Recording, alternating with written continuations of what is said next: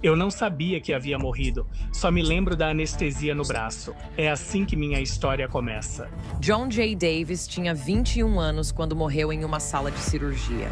Isso é diferente de qualquer experiência de quase morte sobre a qual já conversamos. Ele está aqui hoje para compartilhar o que viu no além. Eu ouvi, eu sou seu guia espiritual. Eles me colocaram no que é chamado de centro de orientação. Cada tela estava passando um episódio diferente da minha vida. Ai, meu Deus. Eu nem quero chamar isso de experiência de quase morte. Foi uma experiência de morte. De repente, havia um senhor parado bem na minha frente. Ele não me disse quem era, mas eu sabia que era Jesus. O tipo de esperança que essa experiência me deu não era para mim, era para eu compartilhar com os outros. As pessoas não precisam ter medo de morrer. O outro lado é o lar. As pessoas não percebem o quanto é importante vir para a Terra. Você realmente tem que ser um guerreiro. Se uma das opções é a Terra, onde mais poderíamos habitar? Existe muito mais vida no universo do que você pode imaginar. Aqui está algo que vai explodir sua mente.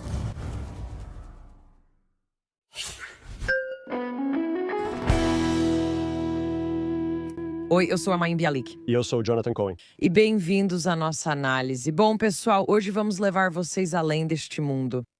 E se eu dissesse para vocês que temos uma convidada que não só teve uma experiência de quase morte, ela morreu. E por 7 minutos, ela ficou morta em uma sala de cirurgia. Ela teve uma experiência que leva muito mais do que 7 minutos para ser detalhada. Ela está aqui hoje para compartilhar a história muito elaborada, detalhada, complicada e muito comovente do que viu do outro lado. Isso é diferente de qualquer experiência de quase morte que discutimos. E John J. Davis está aqui para explicar em detalhes por que acredita que foi escolhido para ter essa experiência. E qual mensagem muito específica ele recebeu a tarefa de transmitir para todos nós quando foi trazido de volta à vida. Gostaríamos de lembrar vocês, por favor, sigam-nos no Substack. Lá tem conteúdo que vocês não encontram em nenhum outro lugar. Preparem-se e deem as boas-vindas a John J. Davis no Breakdown. Break it down. Muito obrigado por me receberem. Eu sempre gosto de compartilhar minha história e espero que ela dê ao seu público o tipo de esperança que ela me deu durante todos esses anos. Você sabe, histórias de pessoas que foram declaradas mortas e voltaram são fascinantes para as pessoas por tantos motivos. E um dos motivos é porque essas histórias geralmente são coloridas, fascinantes, sabe, divertidas. Mas o outro motivo é que, sabe, pessoas que passaram pelas coisas que você passou têm acesso a um conhecimento e uma sabedoria que literalmente vem de outro lugar, que você pode então compartilhar com as pessoas. Então, antes mesmo de chegarmos à sua história, eu queria saber se você pode começar nos dizendo por que você acha que isso aconteceu com você em particular?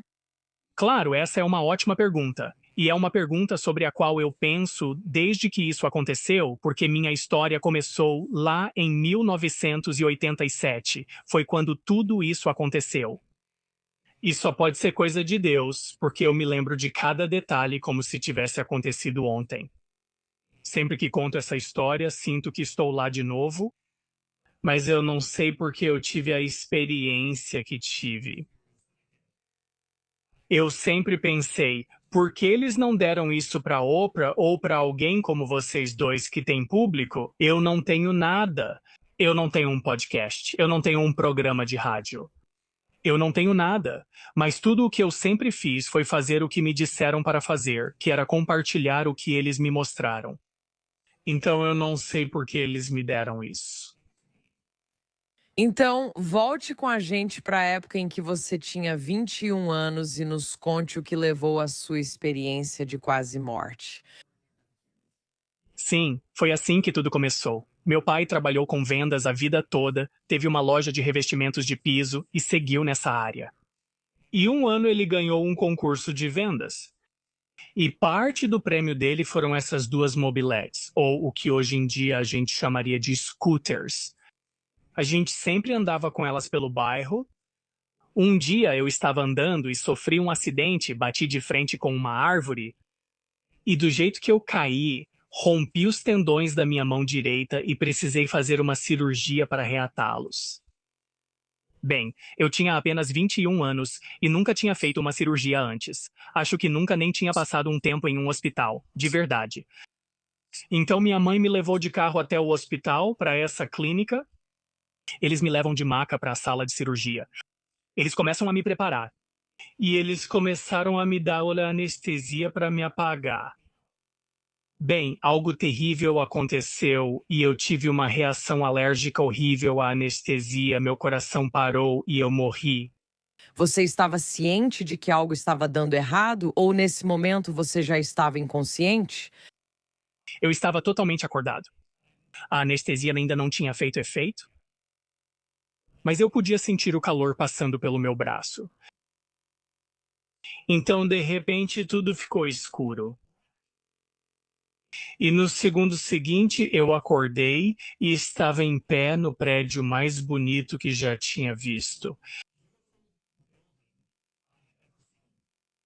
Era um mármore branco lindo, mármore branco polido. Muitas vezes, quando ouvimos sobre experiências de quase morte, ouvimos falar de uma pessoa que sofreu algum tipo de acidente. Elas estão flutuando acima do próprio corpo, olhando para baixo, e percebem um túnel e começam a se mover pelo túnel. E no final do túnel há uma luz branca. Mas antes de chegarem até ela, elas encontram alguém, um parente, um amigo, um membro da família, alguém que faleceu antes delas e diz: não é a sua hora, você precisa voltar. Então nós nunca soubemos o que é essa luz branca. Bem, o que fizeram comigo de alguma forma, e eu não sei como fizeram isso, foi me colocar do outro lado daquela luz branca. É aí que começa a minha história. Então foi isso que aconteceu. Enquanto eu estava em pé nesse belo prédio de mármore branco, ele era tão comprido que eu não conseguia ver o fim dele. Bem nessa hora, no meu ouvido esquerdo, eu ouvi: meu nome é Alan. Eu sou o seu guia espiritual. Bem, ninguém nunca tinha falado sobre guias espirituais em 1987. Eu nunca tinha nem ouvido esse termo antes. Então eu só pensei, isso deve ser algum tipo de anjo, porque fui criado como católico e nunca falamos sobre guias espirituais. Bem, aparentemente cada um de nós, antes de entrar em uma vida, tem um guia espiritual que nos ajuda a planejar nossas vidas. Eles estão conosco por toda a vida.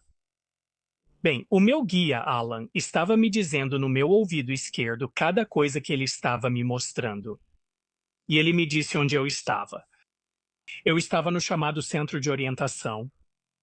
E é o lugar para onde todos nós vamos quando terminamos uma vida. Ok, vou te interromper aqui. Yeah. Ui, a gente precisa voltar alguns passos. Você nunca foi ao centro de orientação? Eu nunca fui ao centro de orientação. Então você está deitada na mesa e sabe que eles vão te anestesiar e sente o calor da medicação, o que não é incomum, mas parece que foi alguma coisa. Você se lembra de alguém dizendo algo antes de você meio que apagar?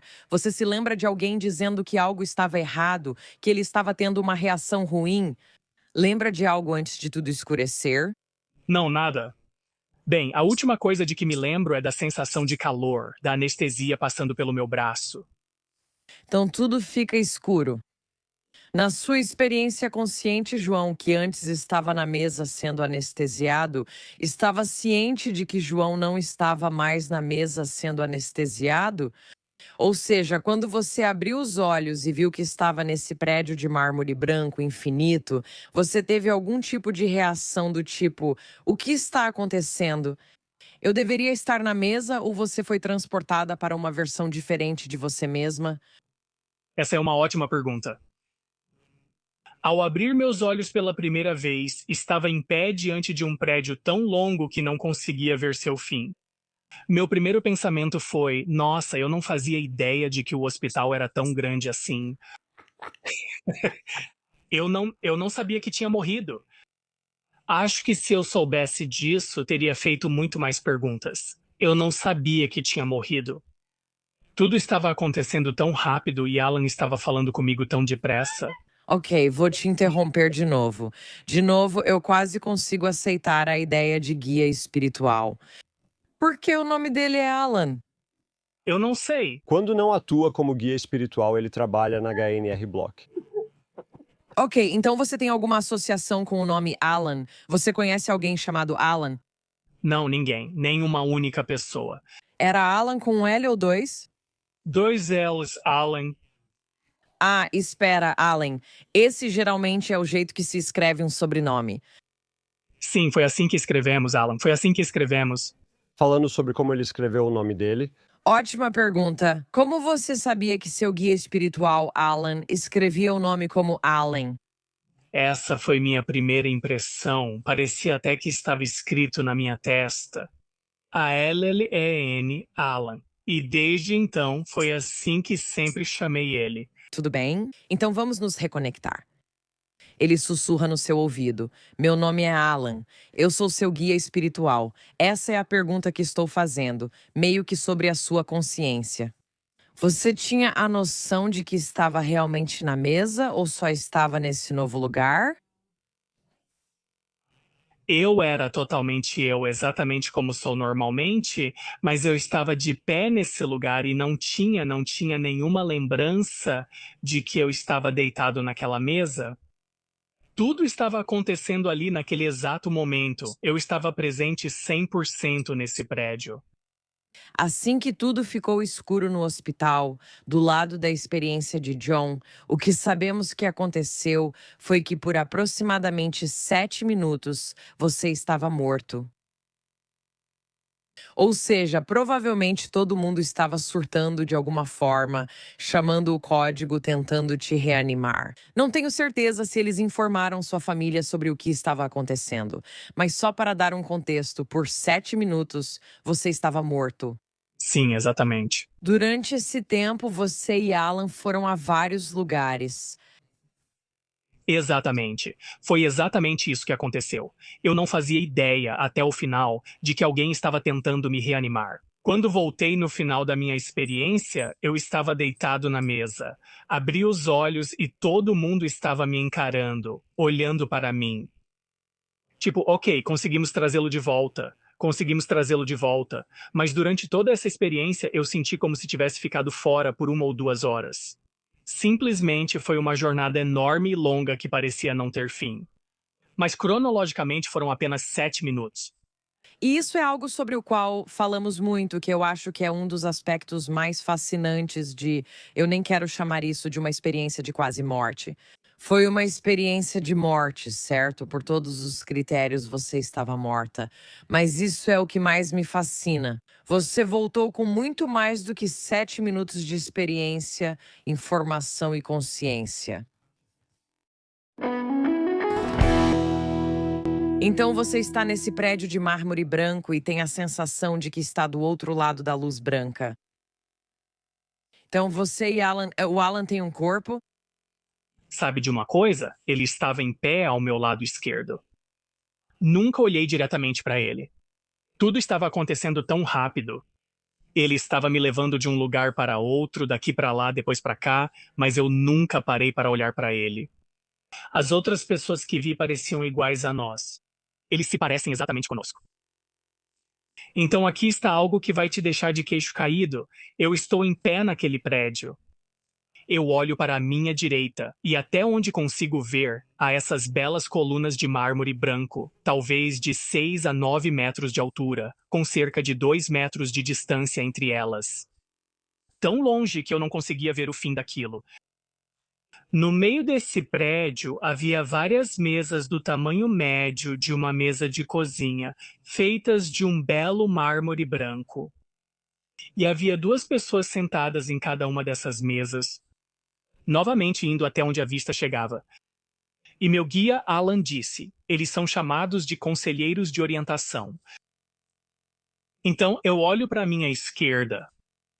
Essa foi a parte mais extraordinária. No lado esquerdo desse prédio, novamente havia um lindo mármore branco polido.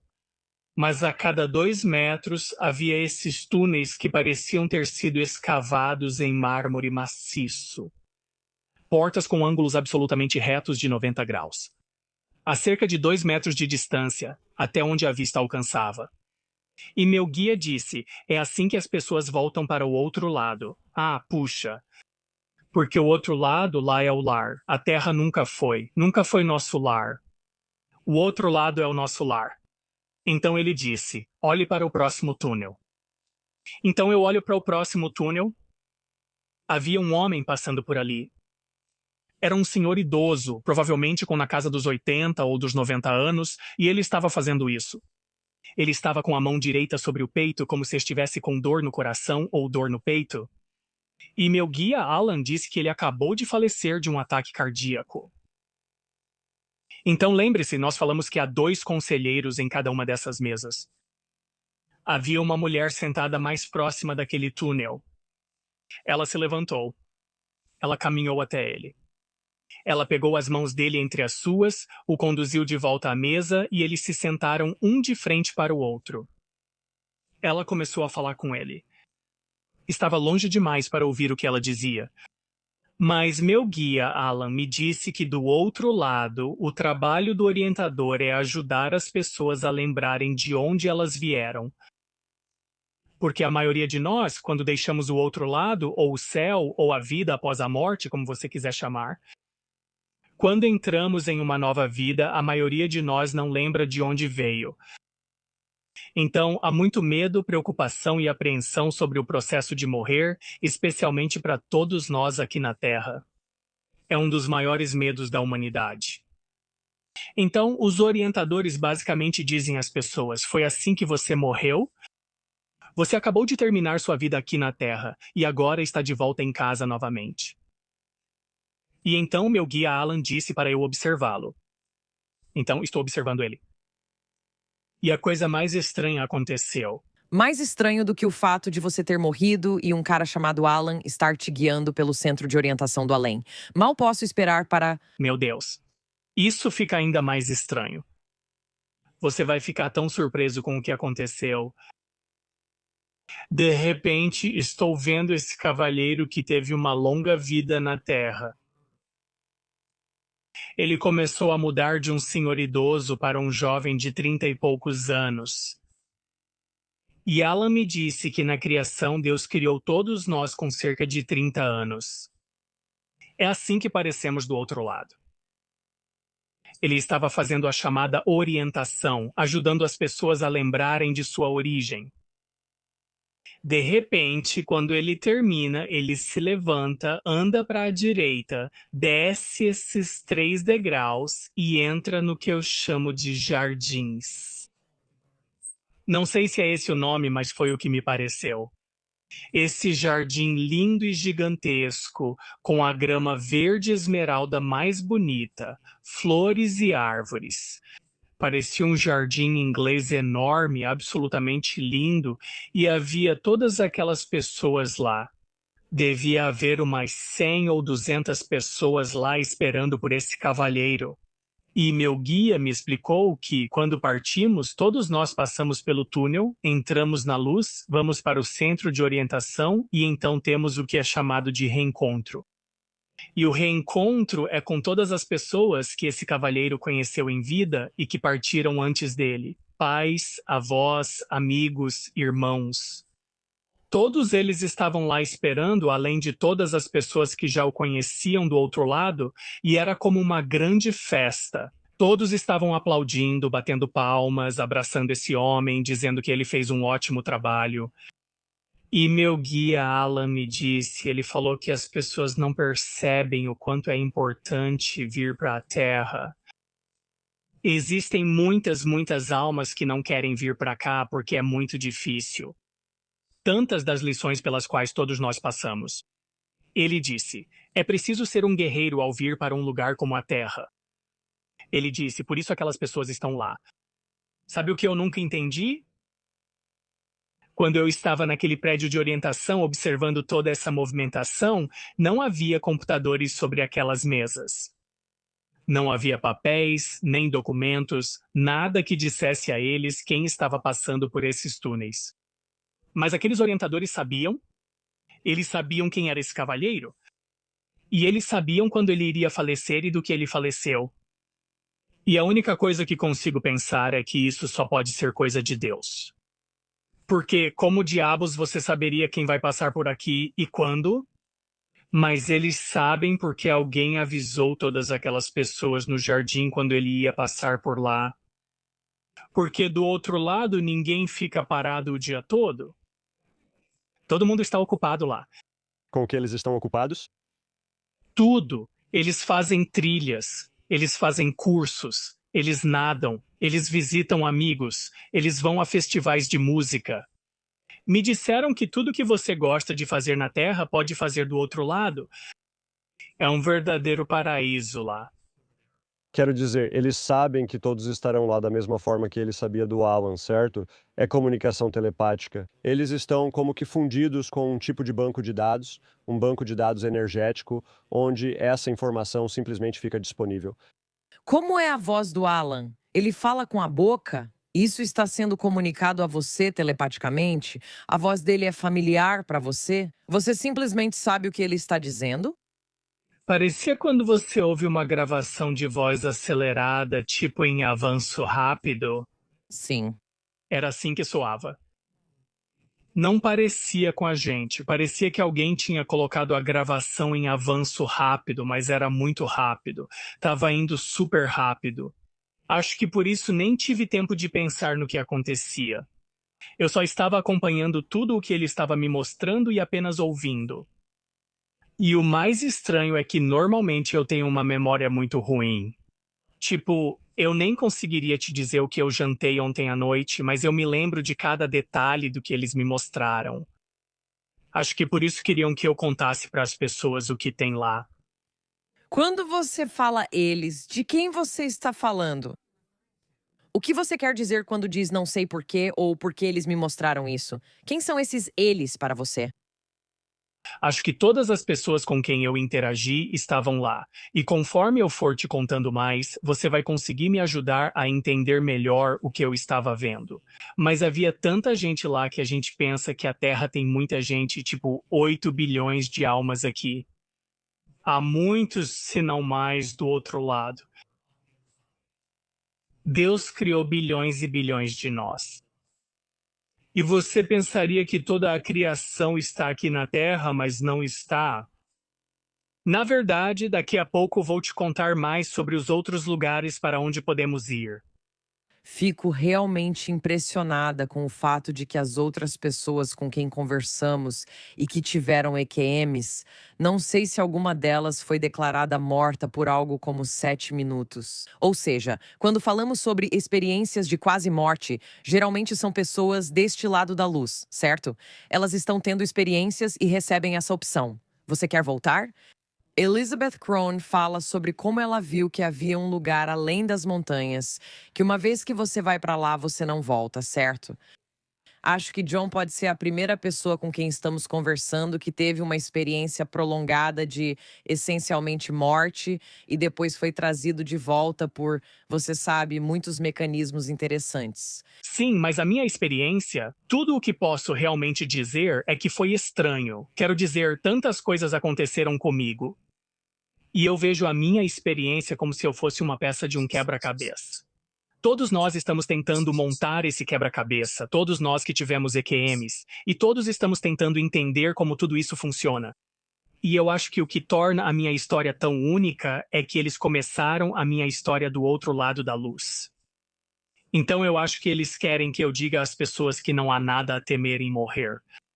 Na verdade, o dia mais feliz que qualquer um de nós vai ter será o nosso último dia, porque é nesse dia que a gente vai poder voltar para casa de novo. Todos os nossos entes queridos e amigos estarão lá. E acredite ou não, os animais que amamos enquanto crescíamos, todos eles estão lá.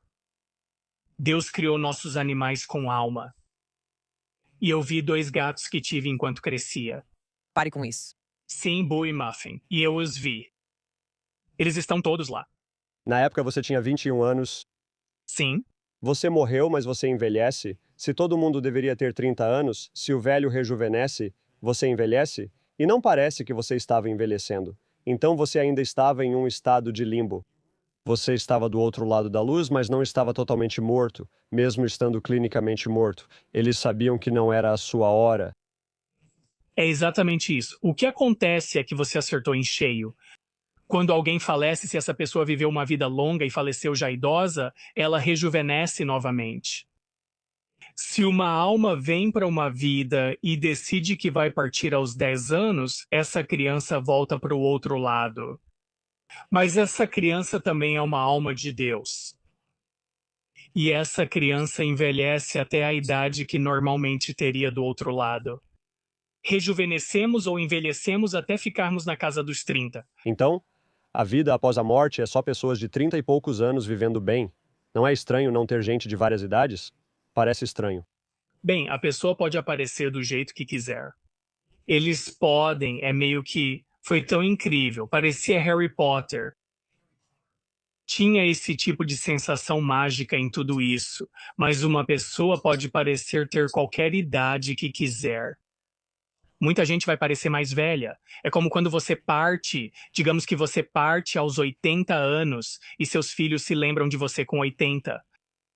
Você pode parecer mais velho quando eles se forem. Assim te reconhecem na hora. Mas você pode mudar. Às vezes você pode ter 80 anos. Você pode voltar.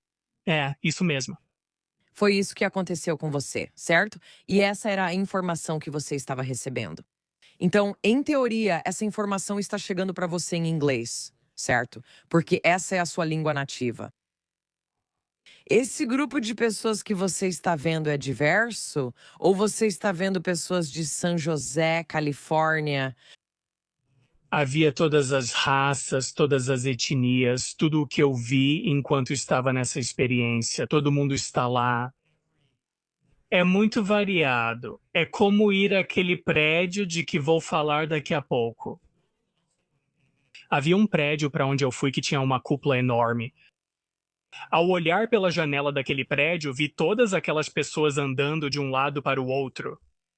Era tão movimentado, era como se fosse ir para Los Angeles, para o centro da cidade, na hora do almoço.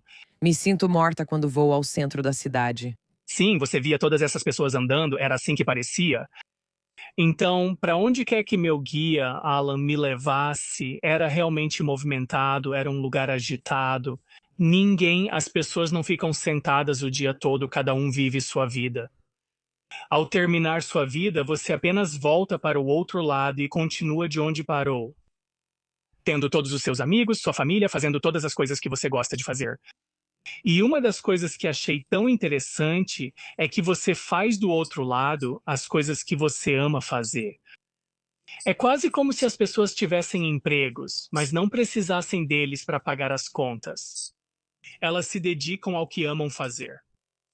E as pessoas lembram quando falamos sobre o centro de orientação, todos aqueles conselheiros que estavam lá, todos eles adoram desempenhar essa função, eles amam ser conselheiros de orientação. Aqui está a próxima coisa que vai surpreender você ainda mais, especialmente após o reencontro desse cavalheiro com aquelas pessoas. Meu guia me leva nessa jornada. Você está andando? Como você vai de um lugar para o outro? Essa é uma ótima pergunta. Eu não sei. Acho que ele está flutuando. É, porque a gente não andou, não voou, não teve tempo suficiente. Tinha que ser algo com um pensamento, porque instantaneamente eu estava aqui, ele estava me dizendo o que era isso, e então já estava aqui. Então ele me leva para um prédio que é tão grande que não temos nada parecido aqui na Terra. E era um prédio retangular, feito de um mármore branco lindo, com todas essas colunas de mármore branco ao longo de todo o perímetro. E era sólido, tudo o que eu via era sólido, assim como se você tocasse sua perna ou sua mesa. É sólido, era assim. Era exatamente assim e eu não consigo explicar como isso é possível. Então ele me leva para dentro desse prédio e nós entramos em uma sala redonda, uma sala grande, perfeitamente redonda, e eu olho para cima. E por todo o teto são telas de cinema, como as que você vê quando vai ao cinema. Devia haver umas 15 ou 20 dessas telas ao redor de mim e do meu guia, disse Alan. Esta é a revisão da vida. Então, de repente, todas as telas se acenderam e cada uma delas estava mostrando um episódio diferente da minha vida. Ai, meu Deus! Uma tela me mostrava como um bebê, outra tela estava me mostrando como uma criança pequena. Essas eram imagens que você já tinha visto em vídeos caseiros ou fotos, ou eram? Essas eram imagens espontâneas originais de John. Exatamente, era exatamente isso. Eu nunca tinha visto aquelas fotos antes na minha vida, e cada tela mostrava um episódio diferente da minha vida. E aqui está o que é realmente interessante, a revisão da vida. Meu guia Alan me explicou que a revisão da vida era o maior professor da alma. E o motivo disso é que, quando você está assistindo a essas telas na sua revisão da vida, você consegue sentir como as suas ações afetaram outras pessoas. E quando eu estava, era na segunda ou terceira série. Não me lembro qual, mas estávamos no recreio um dia e havia um menino na nossa turma. O nome dele era Troy. E Troy tinha algum problema nas pernas, ele tinha tipo ou esclerose múltipla ou Parkinson. Mas ele não conseguia andar sem muletas, então estávamos no recreio um dia. E Troy caiu e eu corri até ele, ajudei a levantá-lo e ajudei ele a colocar as muletas. É algo que qualquer um de nós teria feito. Eu nunca pensei nada sobre isso. Bem, um dos vídeos estava mostrando aquele episódio da minha vida quando eu era criança. E eu pude sentir o que Troy sentiu, o quanto ele apreciou aquilo, que eu não simplesmente o ignorei, que eu realmente o ajudei. No outro extremo disso, você também sente se suas ações machucaram outra pessoa. E foi isso que Alan me disse, ele falou. É por isso que é o maior mestre da alma. Se você é uma alma que intencionalmente machucou outra pessoa durante sua vida, você vai sentir o que essa pessoa sentiu na sua revisão de vida. Foi isso que a Beth disse, a Beth Buda. Ela disse que podia ver tanto essa alegria quanto a dor que passaram por cada experiência, e ao mesmo tempo ela conseguia sentir isso em seu próprio corpo. É exatamente assim que se sente.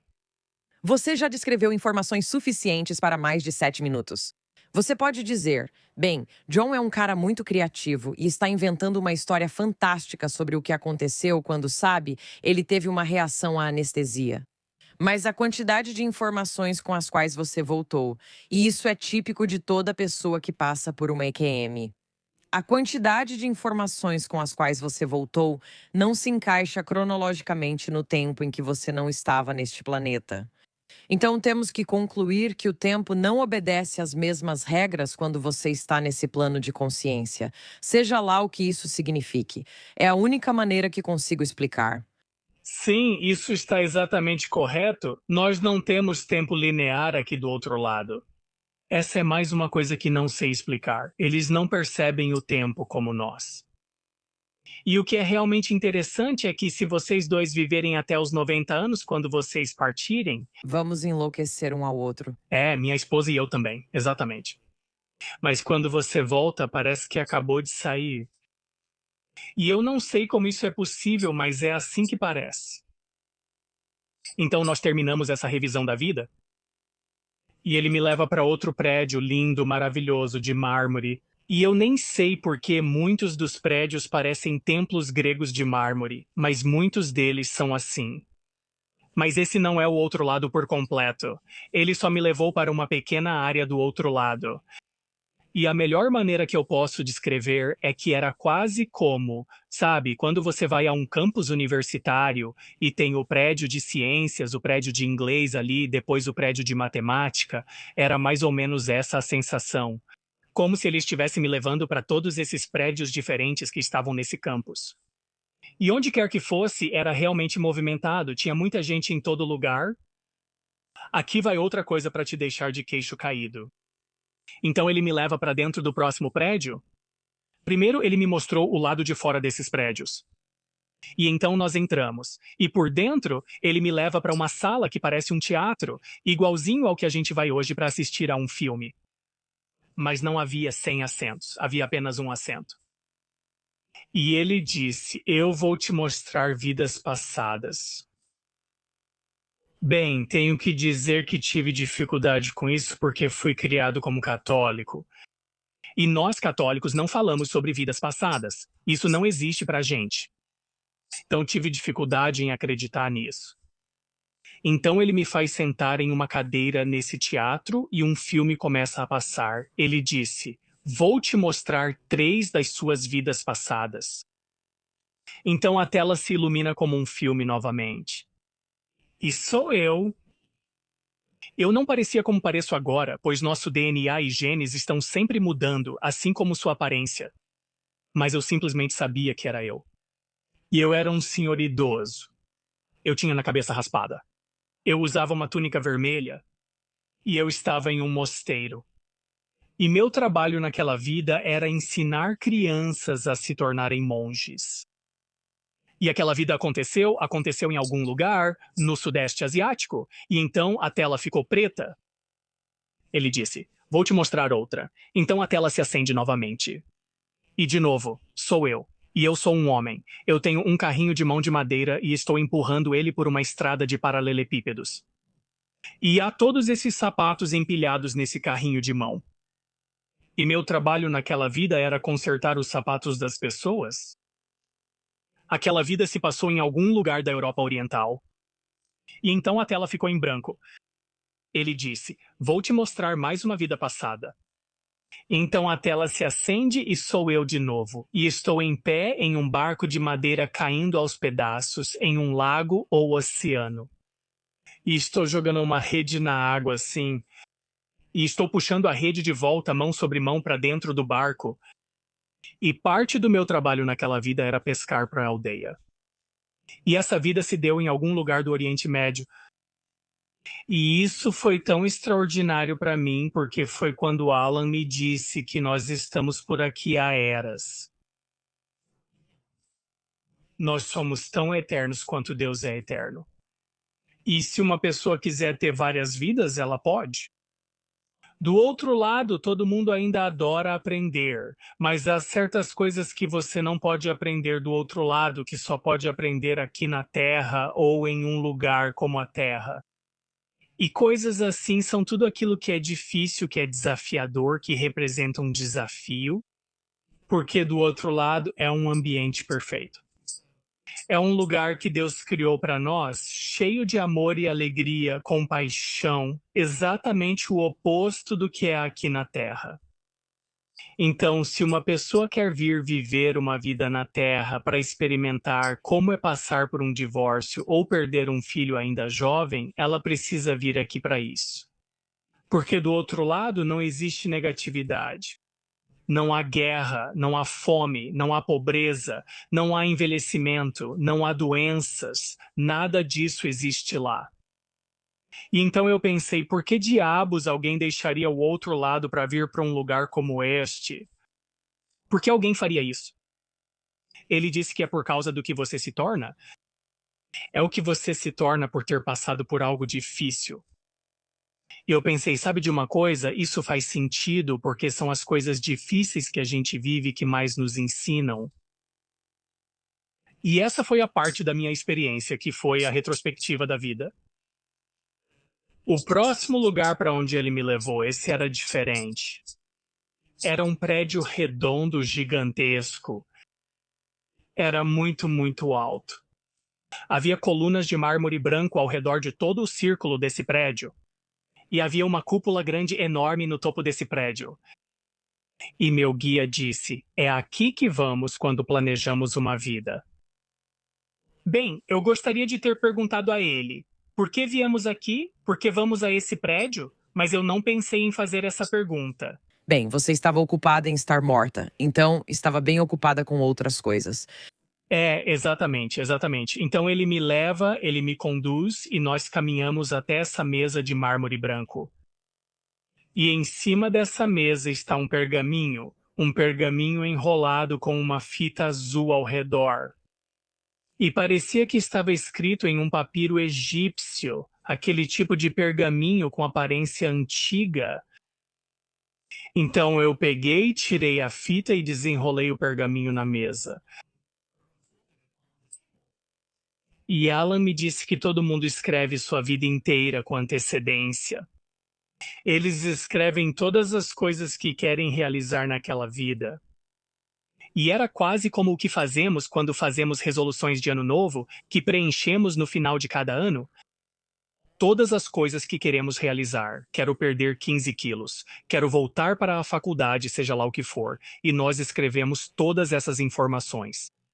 E então, quando você termina a sua vida, você volta para aquele prédio, pega seu pergaminho e o desenrola para ver como você se saiu. Bem, eu olhei para baixo para tentar ler meu pergaminho e ele fez isso. Ele se fechou de novo e eu não consegui ler. E eu acho que o motivo foi porque, se eu soubesse algumas das coisas que eu planejava aprender, eu teria feito algo que teria interferido nisso. Então eu não consegui ler meu pergaminho. Eu olho para a minha direita e olho para a minha direita e havia uma parede enorme, gigantesca. Tinha que ter quilômetros de comprimento. Estava cheia de pergaminhos. E meu guia disse que todo mundo que viveu em 1987 tinha um pergaminho correspondente nessa parede. Então, quando terminam a vida, eles voltam para esse prédio, pegam seu pergaminho e olham para ver como se saíram. Bem, então eu olhei para a minha esquerda e do meu lado esquerdo nesse prédio havia uma janela gigantesca, uma janela enorme e imponente. E eu olhei para fora e havia uma passarela. E essa foi a primeira vez que eu vi todas essas pessoas. Todo mundo do outro lado, tanta gente andava de um lado para o outro. Estava realmente movimentado. E todo mundo parecia exatamente como a gente. E o mais interessante é que todo mundo tem um corpo igual ao nosso. E eu já ouvi outros que tiveram EQMs dizerem que nós não temos corpos, que somos apenas orbes de luz. Mas não foi isso que eu experimentei. Todo mundo parece exatamente como você e eu. Cada pessoa é única, assim como Deus criou cada um de nós. Então eu estou olhando para todas essas pessoas. E do outro lado desse caminho estava a coisa mais bonita que eu já vi. Era um lago, esse lindo lago redondo. Era tão cristalino, a água parecia vidro. E vocês dois já viram salgueiros chorões? Sim. Aqueles que ficam assim, caídos. Todos os galhos estavam pendurados e todas as folhas estavam flutuando na superfície do lago. E foi aí que Alan me disse, ele falou, tudo o que você gosta de fazer aqui, ou tudo o que você gosta de fazer aqui na Terra, você também pode fazer do outro lado. Tudo está lá. A beleza, os lagos, oceanos, todo tipo de atividade que você gosta de fazer também está do outro lado. Antes de sairmos daquele grande prédio em forma de cúpula, ele me leva para outra área que parecia uma enorme biblioteca. Você já viu a Enciclopédia Britânica? Claro. Sabe, são aqueles livros grossos? Sim. E todos os livros dessa biblioteca pareciam assim. E todos eles eram de uma cor meio bordô, meio arroxeada. Então ele me leva até um livro, e todos esses livros tinham letras douradas na capa. E elas eram verticais. A escrita não ia na horizontal, a escrita descia. Então ele me leva até esse livro e me faz ler a lombada e estava escrito Nina, Nina, Nina. E ele me disse, Nina é sua alma gêmea. Bem, eu nunca tinha ouvido o termo alma gêmea antes, lá em 1987. Eu nunca tinha nem ouvido esse termo. Mas ele me disse que quando Deus nos criou, ele criou todos nós com um par perfeito que temos para a eternidade. E nesse livro está tudo sobre essa alma desde a criação, quais são seus dons, as diferentes vidas que ela teve, o que ela aprendeu, tudo está nesses livros. E cada um de nós tem um livro assim. E cada um de nós tem uma alma gêmea. E eu queria ter sabido que eu tinha morrido. E eu teria perguntado para Alan, uma alma gêmea vem conosco em nossas várias vidas. Porque tantas pessoas já me perguntaram por que eu não encontrei minha alma gêmea. Uma das lições mais importantes que aprendi com minha EQM é isso, e gosto de compartilhar isso com as pessoas. Não importa se você não encontrar sua alma gêmea, porque nem todo mundo vem para cá para se casar, para ter filhos. Outras pessoas vêm por motivos diferentes. E as pessoas acham que fracassaram se chegam ao fim da vida e nunca tiveram o amor de suas vidas ou nunca tiveram filhos. Isso não significa que fracassaram. Só o fato de qualquer pessoa vir para cá em primeiro lugar, ela já é um sucesso. Elas já conquistaram algo extraordinário só por terem vindo aqui. E eu gosto de dizer às pessoas que todos nós temos motivos diferentes para estarmos aqui. Provavelmente existem tantos motivos diferentes para estar aqui quanto há pessoas atualmente no planeta Terra. Então, essa foi a parte da alma gêmea. Antes de irmos aos outros prédios, só quero fazer uma checagem aqui. O nível de detalhe. Inacreditável. O nível de detalhe é incrível. Você parece sensato, não acredito que não seja saudável. Mas o nível de detalhe que você experimenta, só o fato de a escrita ser vertical, não horizontal. A quantidade de tempo que o cérebro leva para receber essa quantidade de informação não é de 7 minutos. Há tanta coisa sendo baixada por falta de uma palavra melhor. Por exemplo, a cor dos livros. Quero dizer, esse é um nível de detalhe. Novamente, estamos presumindo que essa é a sua lembrança, certo? Muita gente pode dizer, tipo, ele está preenchendo as lacunas, ele está inventando, essa é a sua lembrança. Foi exatamente isso que você vivenciou. E eu nem cheguei à melhor parte ainda. Nós vamos chegar à melhor parte. Eu fico curioso se esse nível de detalhe estava disponível para você imediatamente quando você voltou ou se foi se integrando aos poucos. Foi instantâneo. Eu nunca esqueci de nada. Ok, continue. Então ele te leva para outro prédio. Sim, então esse outro prédio era feito de... parecia aço inoxidável, um prédio de metal lindo, lindo. Parecia um estádio esportivo como os que vamos para ver futebol americano ou futebol. Então ele me leva para dentro.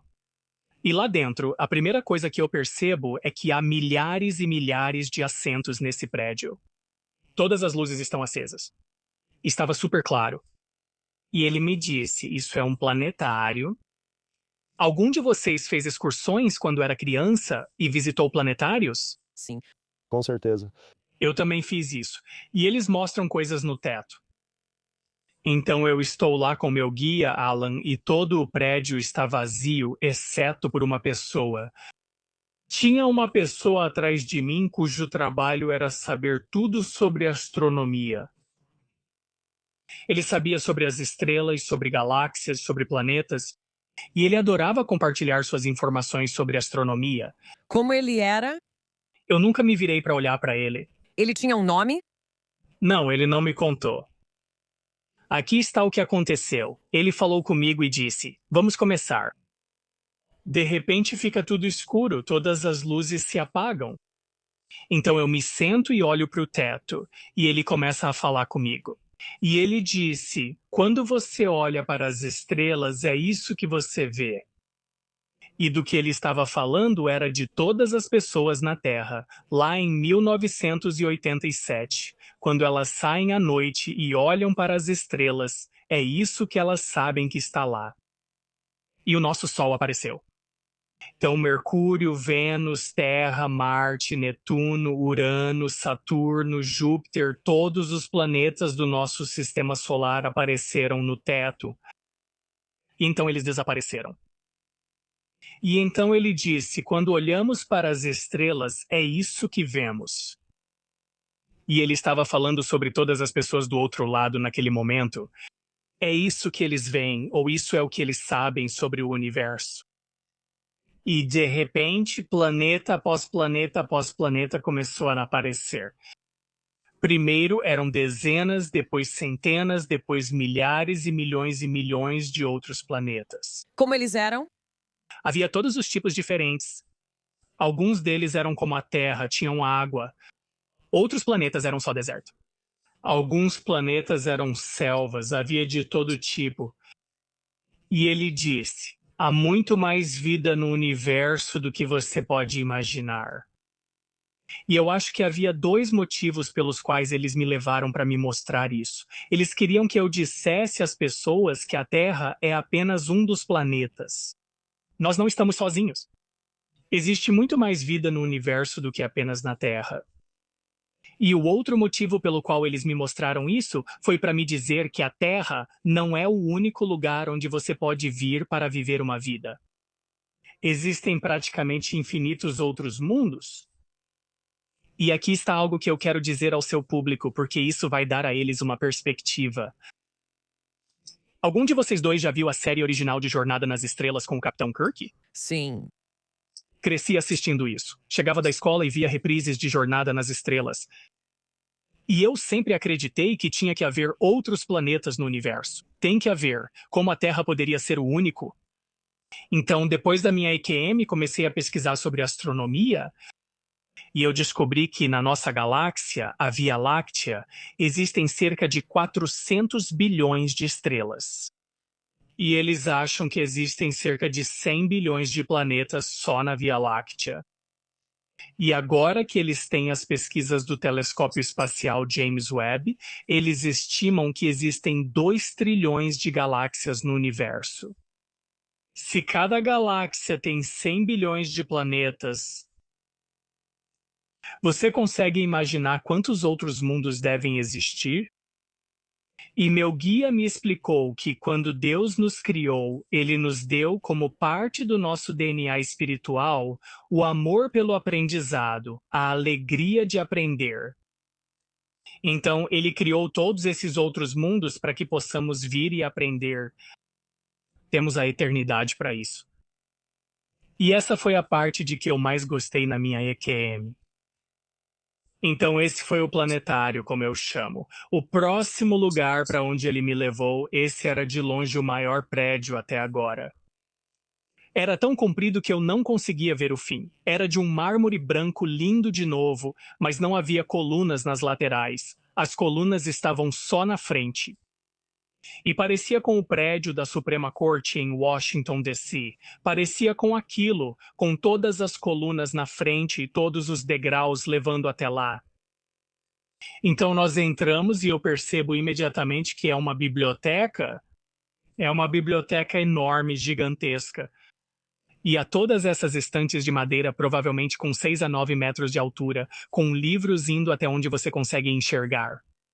E estava realmente movimentado. Havia todas essas pessoas. As pessoas estavam procurando livros. Algumas pessoas estavam lendo. Algumas pessoas estavam conversando. E ele me leva até o lado esquerdo da biblioteca. E a todas essas salas. E parecia com as salas que podemos encontrar hoje em uma biblioteca moderna, aquelas salas de estudo. Essas salas tinham aparência semelhante e eram do tamanho de uma sala de estar média.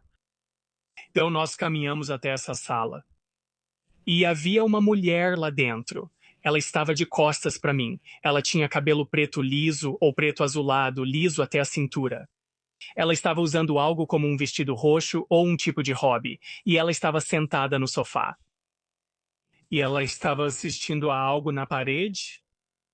E isso foi realmente estranho para mim. Isso foi o que te pareceu estranho. Você está certo, você está certo. Então, lembra lá em 1987, a gente tinha televisores que eram aqueles monstros enormes de cerca de 90 quilos. Sim. Não podia pendurá-los na parede. Mas essa senhora, essa mulher estava vendo algo em uma televisão de plasma de 50 ou 60 polegadas na parede. Fiquei impressionado, pois nunca tinha visto algo assim, nem tínhamos isso ainda. Não tínhamos televisores de tela plana. Então ela estava assistindo a isso. E meu guia disse, olha o que ela está assistindo. Então eu chego mais perto e posso ver que ela está assistindo a uma batalha. E era entre nativos americanos a cavalo contra a cavalaria dos Estados Unidos. Uma grande batalha ocorria. E eu simplesmente presumi que ela estava assistindo a um filme. E meu guia disse, ela está assistindo a história real. E eu disse, isso é impossível. Nós não tínhamos câmeras de vídeo 250 anos atrás. Como isso poderia ter sido gravado? E ele me disse que tudo fica registrado. No fim das contas, e eu ainda não entendo como isso é possível, mas qualquer coisa que você já quis aprender sobre história, você pode ir a essa biblioteca. Você pode ir a uma dessas salas e assistir à história real.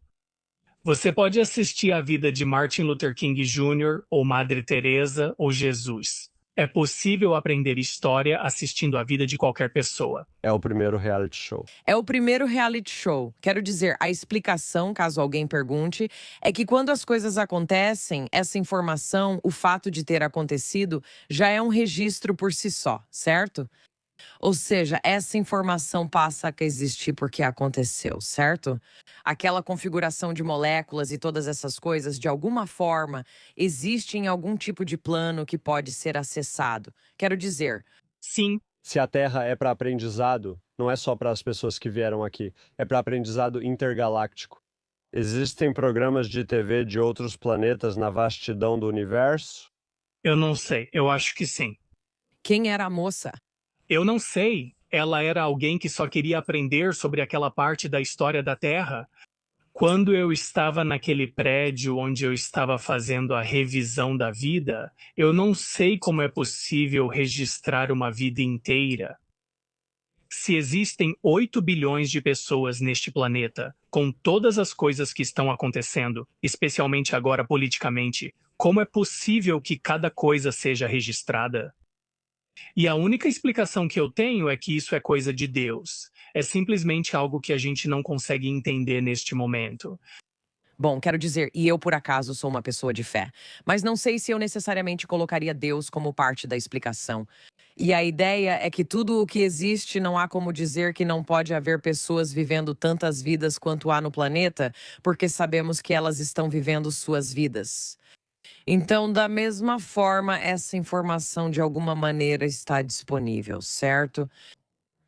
Nesse outro plano, quero dizer, acho que do mesmo jeito que, quero dizer, nem terminamos a história ainda, precisamos chegar ao campo. Mas desse jeito, estamos dizendo que essas são as coisas que foram transmitidas para você em 7 minutos, pessoal. 7 minutos. Essas são as informações recebidas. Então saímos da biblioteca e o próximo lugar para onde ele me levou foi um castelo, igualzinho aos que você vê se for para a Inglaterra ou França, aqueles belos castelos de pedra. Então ele me leva para dentro do castelo. E a primeira coisa que eu noto é que há todo esse carpete vermelho no chão, muito opulento, muito decorativo. E ele disse: Isso foi feito para te ajudar a sentir como a realeza se sentiria na Terra durante aquele período. Então nós entramos e eu percebo que nas paredes dos dois lados, até onde você consegue ver, nesse enorme castelo, havia pinturas em tamanho real por todo o corredor. E o que eram pinturas em tamanho real de pessoas que viveram naquele período da história da Terra. Como o rei Jorge, a rainha Ana, todas as princesas e duques e todo mundo que viveu naquela época, você podia entrar nesse castelo e ver como eles viviam. Você podia olhar as imagens deles, ver como eles eram e o que vestiam. E na frente de cada uma dessas imagens havia um atril. E em cima do atril havia um livro. E o livro era sobre a vida daquela pessoa. Então, se você quisesse aprender sobre, digamos, a Rainha Ana, por exemplo, você poderia ir até o castelo, olhar para o retrato dela e olhar o livro para ler sobre a vida dela. Bem à minha direita, eu olho para o lado e algo chama minha atenção. Eu olho para a minha direita e havia uma mulher descendo aquela escada. Sabe como os castelos tinham aquelas escadas em espiral que você descia? Ela estava descendo uma dessas escadas nesse castelo. E ela tinha cabelo loiro acobreado até os ombros. E ela estava usando algo como um vestido cor de pêssego, meio laranja ou algo assim. Ela vinha na minha direção. E eu pensei, droga, eu não deveria estar aqui, ou ela vai me expulsar, ou algo assim. É bom saber que a gente ainda sente vergonha depois de morrer. Exatamente. Então ela se aproximou de mim e disse: Tem alguma coisa que eu possa te ajudar a encontrar? E eu disse a coisa mais idiota. Eu não consigo, até agora não acredito que falei isso pra ela. Eu disse: Não, obrigado, só estou dando uma olhada. Eu podia ter perguntado qualquer coisa pra ela como: Onde estou? Quem é você? Eu deveria estar em cirurgia. O que está acontecendo? Você é a Nina? Talvez fosse a Nina? E o Alan me disse, ele falou, do outro lado, é isso que ela ama fazer. Ela adora estudar história. E ela sabia tudo sobre aquela era da história da Terra.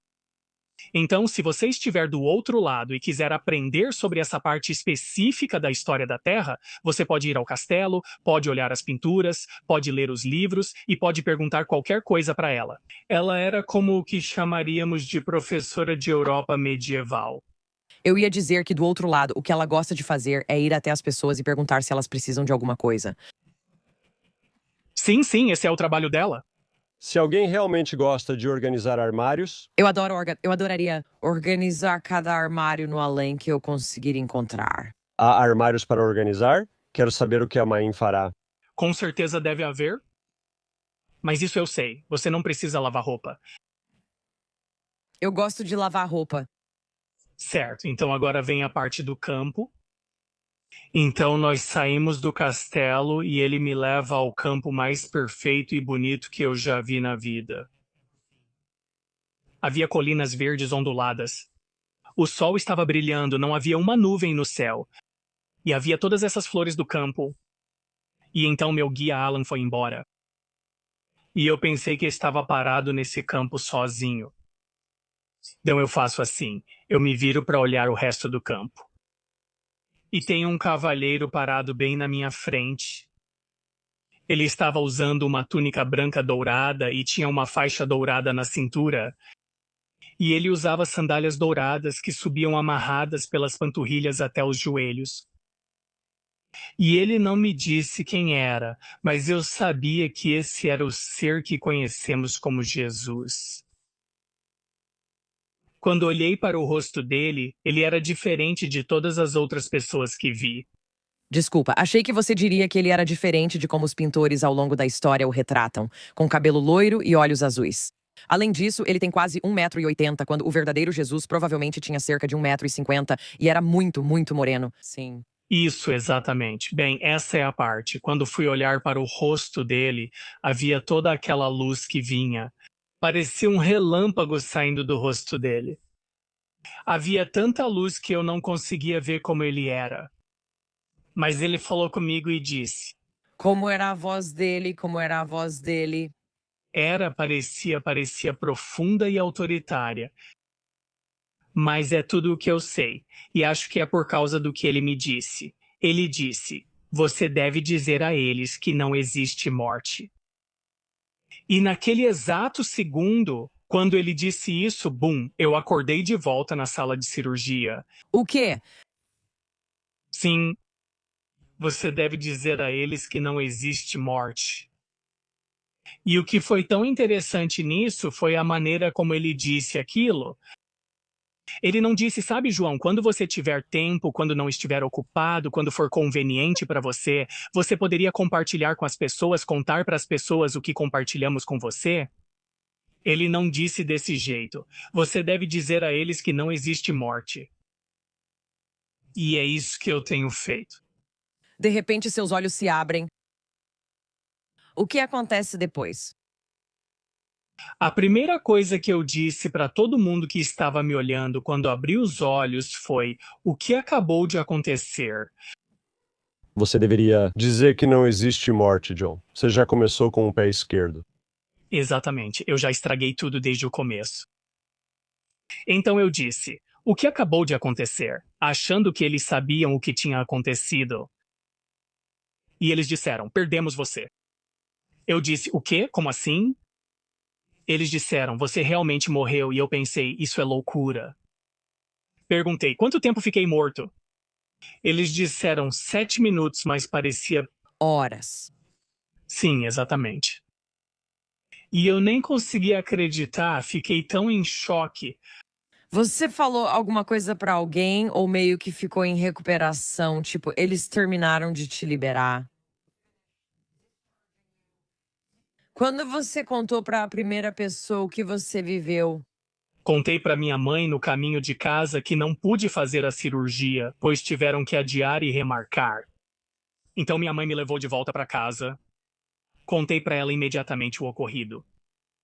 E o único livro que falava sobre isso naquela época, em 1987, você se lembra de Raymond Moody? Claro, nós já conversamos com ele aqui, sim. Ah, ótimo, excelente. Ele escreveu aquele livro chamado Vida Depois da Vida. E minha mãe me deu esse livro. E eu li o livro inteiro naquele dia. E foi aí que percebi, meu Deus, eu vi o que sempre me ensinaram a chamar de céu. Eu estava no céu. Eles não chamam assim. Eles chamam de outro lado. Eu não sei porquê, mas eles não chamam assim. Bem, a maioria deles chama de lar. Eles simplesmente chamam de lar. Mas o cristianismo chama de céu. Então eu li o livro inteiro. E foi aí que percebi que tive uma experiência que hoje chamamos de EQM, mas não existia esse termo em 1987. E eu passei por uma depressão horrível, horrível, por cerca de 2 meses depois disso, porque eu não queria estar aqui. Eu queria estar onde eu estava. Eu nunca quis sair de lá. Eu queria voltar e ficar lá. Eu até pensei em cometer suicídio porque eu não queria estar aqui.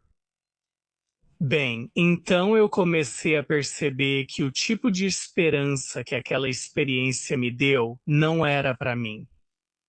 Era para eu compartilhar isso com os outros para que as pessoas não precisem ter medo de morrer. Temos tanto medo da morte que evitamos falar sobre isso na nossa cultura. Mas vai ser o dia mais feliz que qualquer um de nós já viveu, porque vamos poder voltar para casa de novo.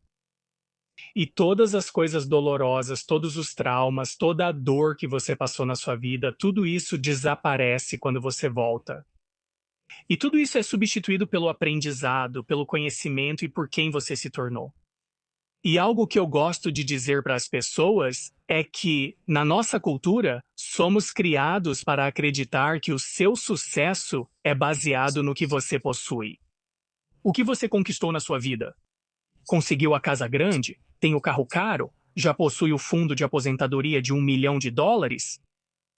Nada disso importa no outro lado. Porque para eles, sucesso é baseado em quem você ajudou durante a sua vida? Quem você se tornou? Você viveu com bondade? Você tentou fazer a diferença? Essas são as coisas importantes.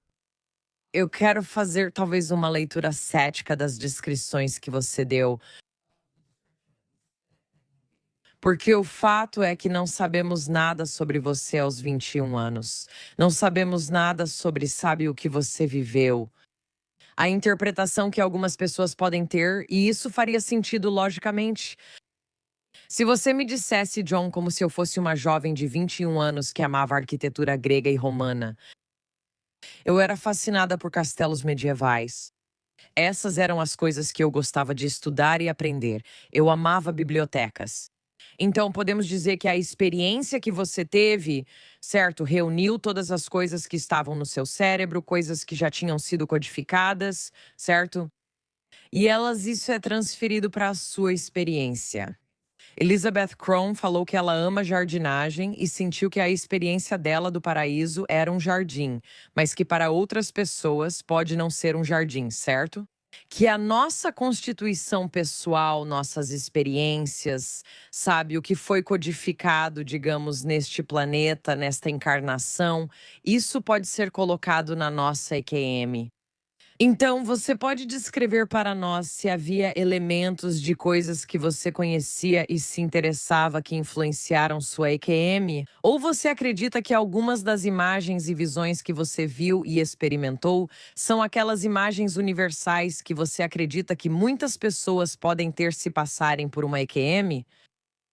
Meu pensamento inicial, quando tudo isso aconteceu, foi que isso devia ter sido algum tipo de sonho ou algum tipo de alucinação. Mas mesmo na minha vida agora, eu não me lembro dos meus sonhos. Raramente me lembro do que sonhei. Nunca tive alucinações. Naquele tempo, eu não usava medicação. E eu nem tinha ido à faculdade ainda. Eu só fui para a faculdade quando tinha 29 anos. Eu nunca tinha estudado nada sobre arquitetura grega ou romana. Eu não sabia nada sobre história da arte. Eu não sabia nada sobre bibliotecas ou qualquer uma das coisas que eles me mostraram. Tudo era tão novo para mim. Eu fiquei tipo, nossa, isso tudo é real mesmo? Foi absolutamente extraordinário. E toda vez que eu compartilho minha história, sinto como se estivesse de volta lá novamente. E é esse mesmo encanto, aquele mesmo sentimento, como mencionamos antes, aquele sentimento de Harry Potter, de que tudo é mágico. É absolutamente o lugar mais extraordinário em que já estive.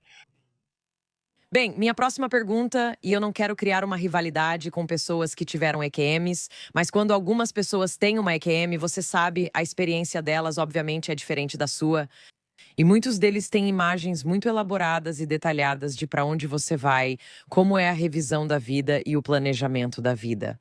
Os elementos são, quero dizer, eu diria que são quase idênticos, certo? Isso é o que vemos estatisticamente. E nós tivemos a oportunidade de conversar com Jim Tucker e Bruce Grayson, sabe? Todas essas pessoas que estudam e catalogam essas coisas de uma perspectiva clínica.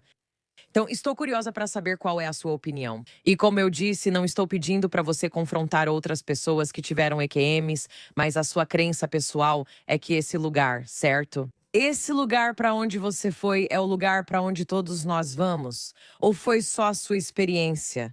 É um dos lugares para onde vamos. Os lugares para onde me levaram, todo mundo vai lá em algum momento. É quase como o centro de uma cidade. Eu tive a impressão de que onde quer que eu estivesse era como um planeta, esse planeta enorme, gigantesco. E ele só me levou para uma parte específica dele. Eu só vi uma pequena parte do outro lado. Mas é algo que, se fosse só eu em todos esses prédios, eu pensaria, ok, isso deve ser algo que eu estou criando de alguma forma. Mas havia milhares de pessoas em todos os lugares, todas nesses prédios. Todas essas pessoas estavam estudando e visitando. E parece que todo mundo usa muitos desses prédios. O que você sabe agora? E mesmo em, você sabe, Deus nos abençoe em 1987, as coisas não eram tão sofisticadas, sabe, como são agora, além da TV de plasma. Mas qual é a explicação clínica que você recebeu? Quer dizer, você teve uma parada cardíaca, não tinha pulso? Tipo, o que realmente aconteceu nesses 7 minutos, pelo que você sabe? Só sei que me falaram que tinham as pás do desfibrilador. Usavam as pás do desfibrilador no meu peito. Mas isso é tudo o que eu sei. Eu não sei se eles estavam, talvez tenham me contado outras coisas, mas eu não me lembro. Isso já basta. Você estava morta, minha amiga. E eu sei que eles tiveram que fazer isso mais de uma vez, mas eu não me lembro quantas vezes eles tiveram que fazer. Quero que você faça isso o melhor que puder. Então você fica muito deprimida quando volta. Qual era a sua ideia, especialmente com a estrutura religiosa que você tinha? Há tantos aspectos da sua história que, de novo, não se encaixam na narrativa tradicional judaico-cristã, sabe? Não faz parte, digamos, do catolicismo. Quando você voltou, sentiu vontade de dizer: adivinha, mãe, eu também conheci Jesus. Tipo, você tinha, sabe, uma base católica ou cristã, ou a sua definição de existência precisou se expandir naquele momento? Foi muito estranho, porque quando eu estava ali na frente de Jesus, não tive nenhuma impressão dele de que existe só uma religião. Era mais como se toda religião tivesse algo de verdade, mas nem toda religião tivesse toda a verdade. E quando eu estava lá do outro lado, não havia nenhum sentimento de aqui é onde estão os católicos, ou isso é o que o Islã acredita, ou isso é. Era quase como se a religião tivesse sido inventada pela humanidade. A religião não foi inventada por Deus. Do outro lado, é isso. Acho que esse é o motivo pelo qual tive tanta dificuldade quando voltei. Porque do outro lado, quando estamos lá, podemos sentir Deus. Podemos realmente sentir o quanto Deus te ama. É isso, é como você mencionou que tem filhos. Seu amor pelos seus filhos, você os ama tanto, é absolutamente incondicional. É assim que é quando sentimos o amor de Deus. É o sentimento mais extraordinário do qual você nunca quer se afastar. E quando você vem para um lugar como a Terra, é como estar em uma batalha e você está em uma trincheira sem rádio. Você se sente isolado. E eu queria ter aquela sensação de novo, eu nunca quis ficar longe daquela sensação. E então eu percebi que, tudo bem, John, eles te disseram o que você deveria fazer da sua vida. Deveria avisar que não era para mim, não tem relação comigo. O importante é a mensagem. Isso precisa ser divulgado. E é isso que venho fazendo desde então, apenas tentando compartilhar minha história. Você encontrou a Nina? Você encontrou a Nina? Eu não sei, eu não faço ideia. Minha esposa e eu já conversamos sobre isso antes. E nós não sabemos. Eu não sei se a alma gêmea vem com a gente em todas as vidas. Eu sei que isso é possível. Não sei com que frequência isso acontece. Não sei. Não sabemos se ela seria Nina com outro nome. Não sabemos. É, exatamente, isso mesmo. Você encontrou maneiras nesta vida de sentir mais essa conexão com o divino? A maior conexão para mim é quando as pessoas entram em contato comigo, assistem a um podcast em que participei ou acessam o meu site e leem sobre a minha experiência. Acho que muitas pessoas sentem que sou um canal para elas saberem que seus entes queridos não se foram, que realmente existe um lugar. Existe um lugar que é mais bonito do que eu jamais poderia explicar. Eu não tenho palavras para descrever o quão realmente lindo é lá.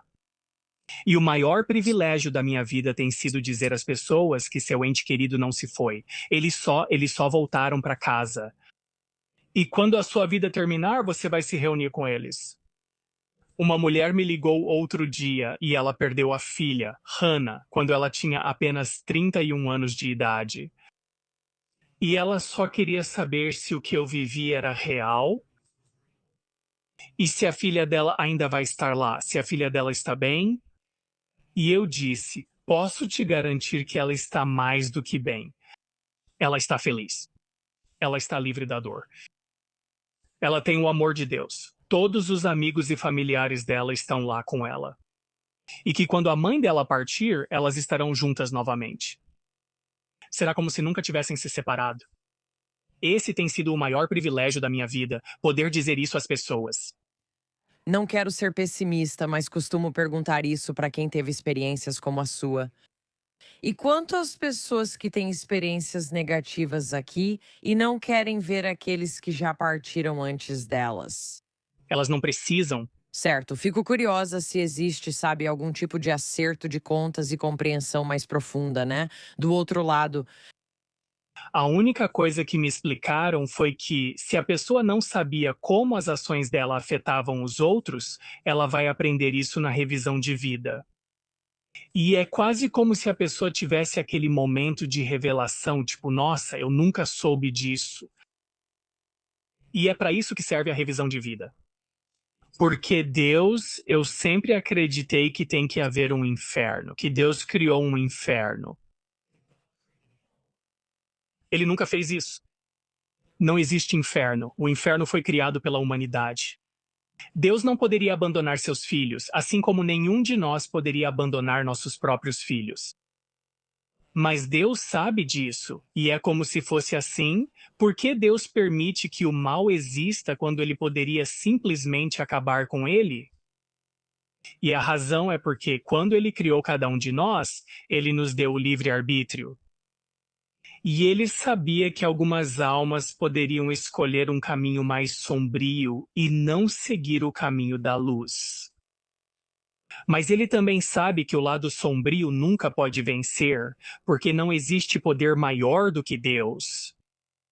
E em algum momento ele sabe que todas essas almas vão escolher o lado certo. E quando elas passam pela revisão da vida, é aí que percebem: meu Deus, você não pode machucar as pessoas. Você não pode matar pessoas. próxima pergunta. Em qual encontro você conta para sua esposa o que aconteceu com você? Isso é tipo uma conversa de primeiro encontro? Foi engraçado. Eu a conheci na igreja. E isso foi depois que eu tive minha IQM. E foi cerca de, eu diria, provavelmente... Acho que contei a ela o que aconteceu uns 3 meses depois. Ela tem um sonho. Você a conheceu quando ainda era jovem. Sim. Sim. A vida toda, ela manteve um diário de sonhos. É mais ou menos desse tamanho, com todos os sonhos dela. Então ela tinha uma boa compreensão e valorizava o que eu passei. Ela mesma tinha lido alguns livros diferentes sobre as experiências das pessoas, o que eles chamam de experiências paranormais. Então, na verdade, nós combinamos muito bem juntos. Como foi começar a contar para as pessoas quando você se deu conta de tudo isso? E, tipo, quando foi a primeira vez que você compartilhou isso depois da EQM ou de realmente ter morrido? Logo no começo, eu aprendi que quando eu contava a minha história, as pessoas eram muito céticas. Eu tinha só 21 anos. Eles pensavam, o que um garoto de 21 anos sabe sobre morrer? 7 minutos de experiência. É, havia muito ceticismo e eu não tinha muita visibilidade. Eu não tinha nada naquela época. Você contou primeiro aos seus pais como foi? Ele contou pra mãe na volta pra casa. Ela ficou tranquila. Minha mãe diria: pare com essa besteira. Minha mãe foi realmente assim. Ela ficou tipo, ai meu Deus, me conta tudo. Essa é uma boa mãe. Ela foi a primeira pessoa para quem contei. Anos depois, passei a contar para colegas de trabalho e fazia voluntariado em hospitais de cuidados paliativos. E eu contava para as pessoas que estavam partindo, você quer? E eu dizia, tem algo que talvez você queira ouvir. Você gostaria de conversar sobre minha experiência de quase morte? E eles diziam, claro. E era aí que eu contava para eles tudo o que tinha acontecido. É por isso que você escolheu ser voluntária num serviço de cuidados paliativos? Sim, por isso mesmo. Conheço as pessoas. Você pensou: não tenho podcast, computadores não existem, minha maior plataforma são pessoas prestes a morrer. Exatamente, é isso mesmo. Conversamos com uma doula da morte que fala sobre a experiência de morte compartilhada e sobre pessoas prestes a partir, vendo entes queridos atravessando a ponte para guiá-las ao outro lado. Sim, exatamente. Isso acontece o tempo todo. E eu descobri que ninguém jamais morre sozinho. O outro lado sempre manda alguém para nos buscar. Então, todas aquelas pessoas que tiveram que ser colocadas em quarentena e ligadas a respiradores durante a pandemia, nenhuma delas morreu sozinha. Muitas pessoas já vieram falar comigo dizendo que se sentiam muito culpadas porque não puderam estar lá com eles. E eu digo para elas que está tudo bem. Eles têm alguém que veio buscá-los. Ninguém parte sozinho. O que você acredita que é Deus? O que você entende que é Deus? E esse é o Criador de toda a vida no universo ou é só para a nossa Terra? E cada outro lugar para onde as almas vão tem sua própria versão de um Deus que é, digamos, o gerente daquele Walmart. Isso é algo em que eu também já pensei muito. Já pensei muito sobre isso.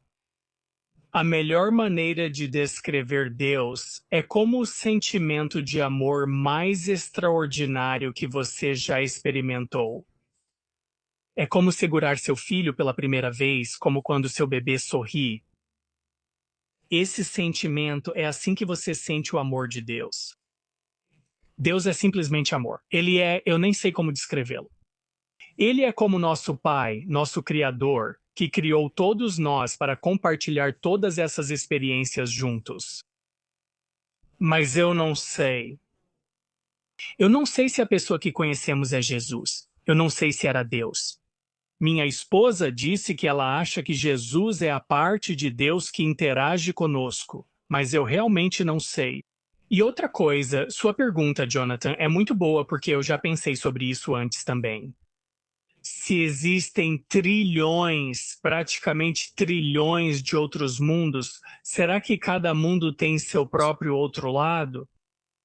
Ou será que o prédio em que eu estava, aquele prédio de orientação, é para onde todos nós vamos? Todos nós vamos para esse mesmo lugar. Isso eu não sei. Eu gostaria de saber. Eu simplesmente não sei. Vou apostar que eles são como gerentes regionais fazendo um trabalho fantástico É tipo Severance? no seu próprio cantinho do cosmos, mas parece um grande trabalho criar todas as almas para cada uma dessas áreas. Quantos anos têm seus filhos? 23 e 22. Nossa, seus filhos já são grandes. Então, o que você pode nos contar sobre como tem sido ser mãe enquanto passa por essa experiência e sabe guiar almas jovens por essa fase da vida? Eles eram assim quando você morreu e voltou. Sabe, uma coisa que eu mais aprendi é que eu amo meus filhos de paixão, assim como todos nós amamos. Mas eu tive que aprender que eles não são meus, eles são de Deus. Eles vêm de Deus, assim como todos nós, e eu estou aqui apenas como um tutor para eles.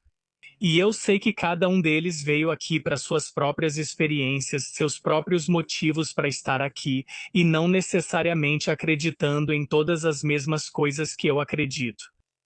Eu contei para eles como foi a minha experiência, mas acho que eles estão numa idade em que ainda não tiveram muitas experiências próprias desse tipo. Então eles realmente têm uma mentalidade muito voltada para a ciência. Então eles ainda não tiveram muitas experiências místicas próprias. Então eles meio que querem esperar para ver, mas estão muito abertos a tudo o que eu contei para eles. Eles não desacreditam nem discordam disso. Eles só me dizem que não sabem ao certo. Eles ainda não têm suas próprias experiências.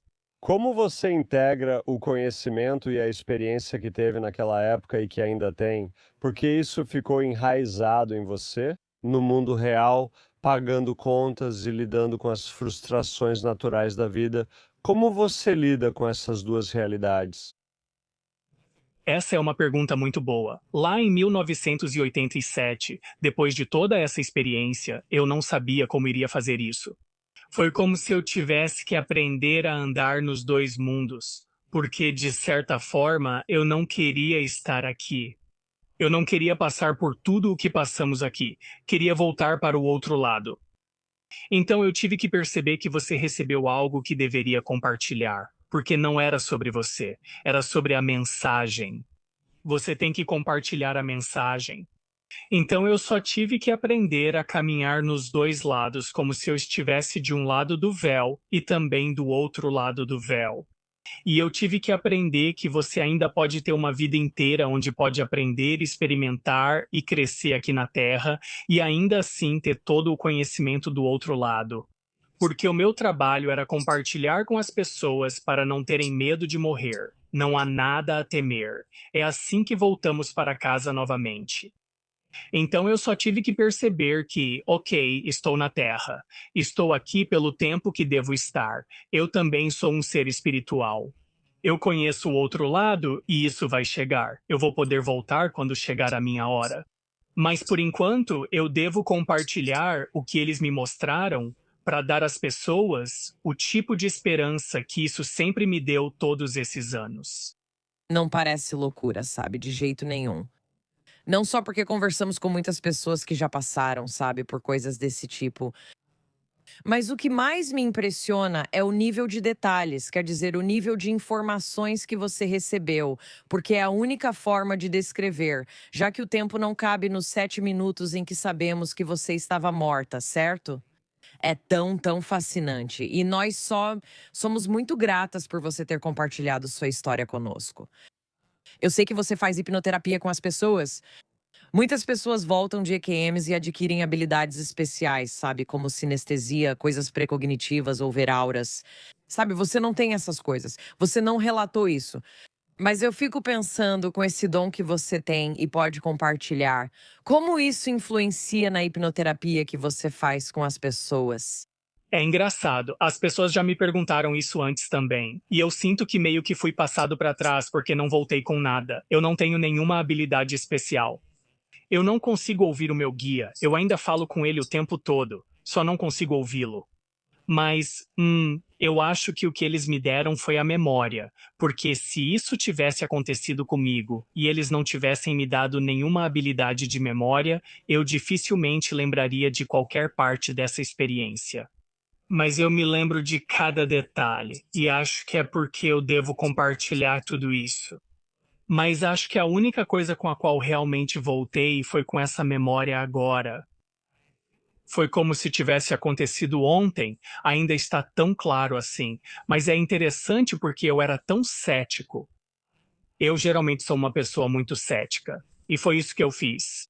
Depois da minha EQM, cerca de 2 meses depois, marquei uma consulta com uma hipnoterapeuta e disse a ela: eu quero ver se vidas passadas são reais. Porque eu tive essa experiência onde me mostraram 3 vidas passadas. E do jeito que fui criado, vidas passadas não existem. Então eu fui vê-la e de fato vi 3 vidas diferentes. E foi aí que eu realmente passei a acreditar. Eu fiquei tipo, caramba, isso é real. Então você conseguiu voltar lá? Sim, eu consegui. Eu vi 3 vidas diferentes. E foi aí que percebi, caramba, toda a minha experiência realmente foi real. Tudo aquilo foi real. E o que eu faço agora é, desde 1989, quando recebi minha primeira certificação, venho trabalhando com hipnose com as pessoas o tempo todo. Sabe, existem coisas que sabemos sobre a memória, certo? Existem coisas que sabemos sobre a memória implícita. Existem coisas que sabemos sobre a memória procedural. Falamos disso. Se você voltar a andar de bicicleta, normalmente lembra como se faz.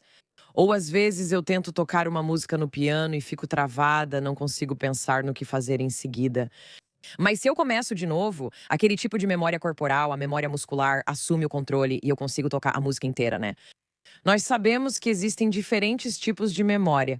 E o tipo de memória do qual você está falando, que as pessoas que têm EQMs experimentam, é quase como se funcionasse através de um componente diferente do sistema de memória normal que usamos. Para aprender o alfabeto, aprender a tocar uma música, aprender, sabe, como andar de bicicleta. Esse tipo de memória que você está descrevendo muitas vezes acontece quando as pessoas têm experiências psicodélicas profundas ou outras experiências transcendentais. Mas é como se houvesse uma parte diferente, né, do cérebro, de todo esse sistema, que está codificando essa informação de uma forma muito mais marcante, muito mais confiável, de verdade. Parece mais real. Parece mais tangível e não se perde do jeito que outras memórias parecem se perder. Sim, porque minha memória nunca se apagou em relação a essa experiência. Tipo, eu nem saberia te dizer o que fiz no último verão ou até mesmo o que jantei ontem à noite. Sim, é totalmente diferente. Tipo, sim, seja lá qual parte do seu cérebro está guardando isso e vivenciando aquilo. Claramente, nem precisa que você esteja viva para que você tenha essas memórias. É, exatamente. Aqui vai uma última pergunta. Também conversamos com pessoas que, como a Maia mencionou, têm habilidades extrasensoriais, e eu acho que, mais do que nunca, o tema da precognição, visão remota e telepatia voltou ao vocabulário popular. As pessoas estão realmente curiosas. Eu sou muito interessado em intuição e falo bastante sobre a ideia de que temos sentidos extras. Mostraram a você algo sobre habilidades extrasensoriais e sobre como as pessoas neste plano, neste espaço, podem ampliar sua capacidade aqui na Terra? Não, na verdade não. A única coisa que posso te dizer, que foi o que considerei como paranormal, é: você se lembra quando eu estava naquela biblioteca, quando eles estavam me mostrando a guerra que estava acontecendo? Sim. Eu não falei em voz alta para Alan que isso era impossível. Nós não tínhamos gravações em vídeo naquela época. Eu pensei isso, mas ele ouviu. E eu não sei como ele ouviu isso. Existe algum tipo de componente do pensamento lá que não existe aqui. E é instantâneo. Sim. Quero dizer, se Alan pode existir como seu guia espiritual, ele também pode ouvir seus pensamentos. Teve outra coisa que me ocorreu enquanto você falava antes, quando estava descrevendo todas as pessoas do outro lado fazendo aquilo que fazem de melhor. Eles interagem com pessoas neste plano. A gente ouve tanto sobre pessoas que recebem comunicação de parentes falecidos. Também ouvimos falar de pessoas que ficam presas entre mundos. Esse comitê precisa ir lá, como se fosse pescar pessoas desse mundo intermediário e ajudá-las a voltar? Eu não sei. Tudo o que eu sei é que as pessoas do outro lado conseguem nos ouvir quando falamos com elas. Tipo, meus pais, ambos já faleceram. E eu sei que quando eu falo com eles enquanto estou dirigindo, eles conseguem ouvir. E eu não entendo como isso é possível. Eles estão tão ocupados se divertindo. Sim, mas muitos de nós recebem comunicação deles através dos nossos sonhos. Por isso minha esposa tem sonhos incríveis. Ela mantém um diário de sonhos há anos e recebe muitas informações deles. Vou te contar algo interessante. Ela teve um sonho em que estava em outro planeta e estava em um elevador com o que nós chamaríamos de um alienígena. E o alienígena disse a ela, ele falou, o pensamento é tudo. Escolha bem os seus. E então ela acordou, mas ela escreveu para não esquecer. Mas ela sabia que aquilo era em outro planeta. Nina, essa é a Nina. Sim, isso seria engraçado.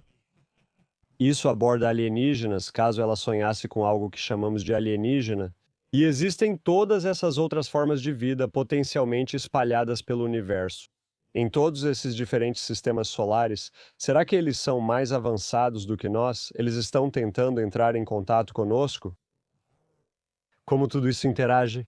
Tudo o que eu sei é que existem civilizações que são mais avançadas do que nós e civilizações que são menos avançadas do que nós, mas elas são muito espirituais. Pelo que eles me disseram, a Terra é o planeta mais difícil de todos. É por isso que é tão importante para as pessoas virem para cá. E a gente não percebe que realmente é difícil estar aqui. É uma experiência difícil, mas a maioria dos planetas não é assim. John, muito obrigada. Por favor, diga onde as pessoas podem encontrar mais informações sobre você, os prédios que descreveu e suas experiências. Onde elas podem acessar tudo isso? Claro, eles podem acessar meu site. Meu site é johnjdavisandidea.com. Incrível. E você é John, é John, correto? Sim, ou HN, isso mesmo. Muito obrigada, sabe, por nos permitir receber a mensagem que você acredita que foi incumbida de compartilhar. Nós agradecemos. Eu acho que é comovente, faz a gente pensar e, sabe, eu acho que para muitas pessoas isso vai ser realmente transformador. Então, muito obrigada. Obrigado pelo convite. Adorei compartilhar minha história e conhecer vocês. Valeu pelas perguntas. Eu nem sei se eu chamaria isso de uma experiência de quase morte. Aquilo foi simplesmente uma experiência de morte. É morrer e voltar. Estou pensando na Anita Morjani, sabe? Os órgãos dela começaram a falhar. Estou pensando na cura espontânea que ela teve depois daquela EQM. Mas, acho que é a primeira vez que falamos com alguém que teve uma parada cardíaca. Acho que eu gostaria de ter alguns superpoderes se eu voltasse, sabe? O superpoder dele é a informação que ele tem. Sabe de uma coisa? É verdade. Nos filmes da Marvel, todos têm algo diferente. E você não pode escolher. Bem, quero dizer, acho que a questão também é, sabe, acho que um dos superpoderes dele, ele pode não identificar como tal porque é diferente de precognição, certo? Ou é diferente de ver auras. Ele é muito otimista. Lembre-se, Elizabeth Cron foi atingida por um raio, teve uma experiência e seu filho também voltou. O filho dela não teve uma EQM, mas você sabe, adquiriu habilidades depois de ser atingido por um raio. Então, precisamos separar isso. Mas o que todo mundo que teve uma EQM trouxe de volta é o maior superpoder de todos, que é o conhecimento de que existe mais do que essa existência. Existe uma força maior do que nós, que é uma fonte de amor infinito, infinito e incondicional. E ela pode te preencher com uma sensação de pertencimento, aceitação e consciência.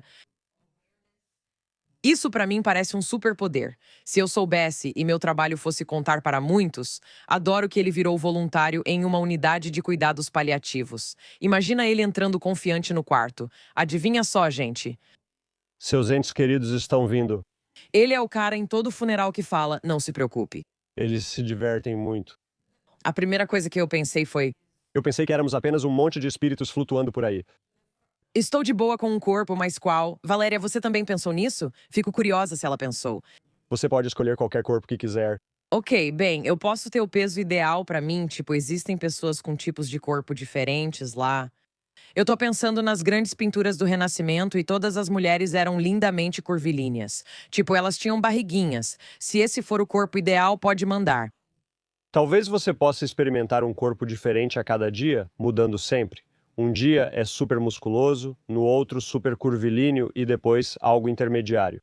Aqui vai o pensamento do dia da Valéria. E se você odiasse tudo em si neste planeta? Então chega lá e pensa, quero uma forma totalmente diferente. Acho que você pode ter uma forma diferente. Depois terá que voltar aqui para aprender sobre amor e aceitação. A arte diz que sim. Art diz que sim.